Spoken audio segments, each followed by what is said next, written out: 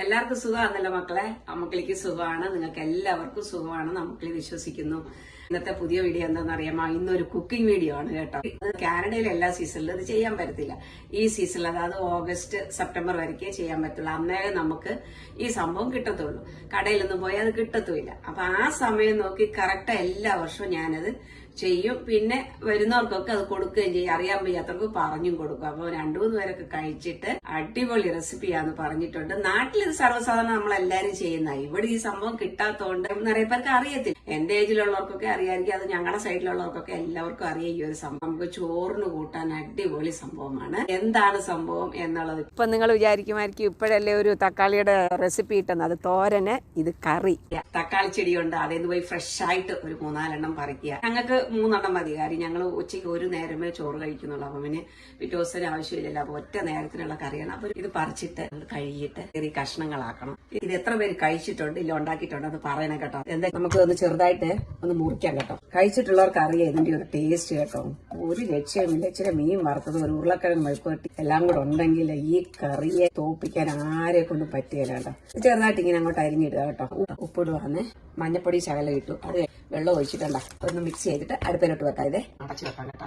വെന്ത് വരുമ്പോഴത്തേക്ക് നമുക്ക് ഇതിനടുത്ത് ചേർക്കേണ്ട എന്തൊക്കെയാ സാധനങ്ങളൊക്കെ ഒന്ന് നോക്കാം. നമുക്ക് ഇച്ചിരി സാധനങ്ങളൊക്കെ അരയ്ക്കണം. കുറച്ച് തേങ്ങ, ഒത്തിരി വേണ്ട കേട്ടോ. ഒരു ഇത്തിരി തേങ്ങ, ഇച്ചിരി ജീരകം, വെളുത്തുള്ളി, പച്ചമുളക്, ചുമന്നുള്ളി 1-2 ചെറുത്, ഇതും ഇച്ചിരി മഞ്ഞപ്പൊടിയും കൂടെ ഇട്ട് നല്ല നെയ്യ് പോലെ അരയ്ക്കണം. അതാണ് ഇതിന്റെ പ്രത്യേകത കേട്ടോ. എന്റെ അമ്മയൊക്കെ ഉള്ളപ്പോൾ പറയും, കല്ലയിലാണല്ലോ അന്നത്തെ കാലത്ത് അരയ്ക്കുന്നത്, നല്ല നെയ്യ് പോലെ അരച്ചെടുക്കണം എന്ന് പറയും. നമുക്ക് അരയ്ക്കാൻ വയ്യാന്ന് പറഞ്ഞാൽ ശരി വിട്ടാൽ ഞാൻ അരച്ചോളാം എന്ന് പറയും. കാര്യം നെയ്യ് പോലെ അരച്ചെടുക്കുന്നത് ഇച്ചിരി ബുദ്ധിമുട്ടുള്ള കാര്യമല്ലേ, നല്ല നൈസായിട്ട് അരയ്ക്കണം. അപ്പം അങ്ങനെ അരയ്ക്കണം. ഇതിന് പ്രത്യേകത അതാണ്. നല്ല നെയ്യ് പോലെ അരച്ചിട്ട് ഈ തക്കാളി നല്ല ഉടച്ച് കഴിഞ്ഞിട്ട് ഈ അരച്ചത് അങ്ങോട്ട് ഒഴിച്ച് നല്ല മിക്സ് ചെയ്ത് നല്ല തിളയ്ക്കണം. തിളച്ച് മാറ്റി വെച്ചിട്ട് വെന്ത് കഴിഞ്ഞിട്ട് ഈ പച്ചത്തക്കാളിക്ക് അധികം പുളി കാണത്തില്ല. പുളി വേണ്ടിയവർക്ക് ഒരു ശകലം തൈര് മോരാക്കിയിട്ട് കുറച്ച് ഒഴിച്ചിട്ട്, ഒത്തിരി ചൂടാക്കരുത്, ജസ്റ്റ് ഒന്ന് ഇളക്കി ആ ചൂടിൽ ഇങ്ങനെ മാറ്റിയേക്കണം, അല്ലെങ്കിൽ മോര് പിരിഞ്ഞു പോകും. എന്നിട്ട് കടുക് വറുത്തൊഴിക്കണം. ഞാൻ കടുക് വറുക്കുന്നതിനെ പറ്റി നേരത്തെ ഒരു വീഡിയോയിൽ പറഞ്ഞിട്ടുണ്ട്, എങ്ങനെ കടുക് വറുത്തൊഴിക്കണം എന്നുള്ളത്.